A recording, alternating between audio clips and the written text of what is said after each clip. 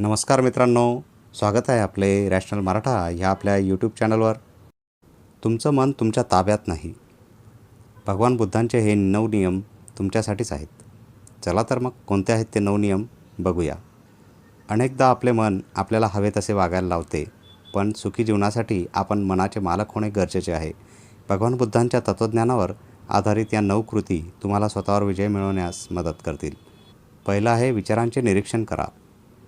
तुमच्या मनात येणाऱ्या प्रत्येक विचारावर आंधळेपणाने विश्वास ठेवू नका. मन अनेकदा नकारात्मक किंवा काल्पनिक विचार निर्माण करते.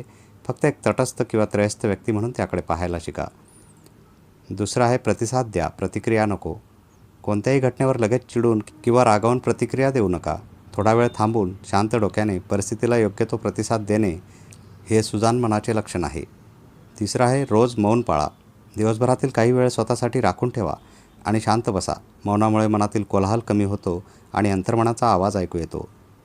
चौथं आहे, निकालाची अपेक्षा सोडून द्या. केवळ कर्मावर लक्ष केंद्रित करा आणि निकालाची चिंता सोडा. जेव्हा आपण फळाची अपेक्षा कमी करतो तेव्हा भीती आणि ताण आपोआप कमी होतो. पाचवं आहे, मूडला तुमची कृती ठरवू देऊ नका.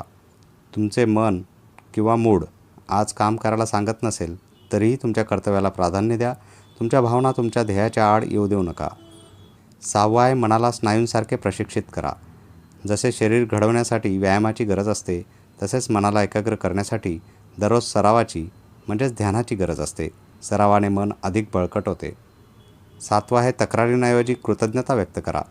आयुष्यात काय नाही याबद्दल रडण्यापेक्षा जे आहे त्याबद्दल कृतज्ञ राहा. कृतज्ञतेची भावना तुमच्या आयुष्यात सकारात्मकता आणि समाधान घेऊन येते. आठवं आहे, वाचन वाढवा. मोबाईलवर विनाकारण स्क्रोलिंग केल्याने मन विचलित आणि अस्थिर होते.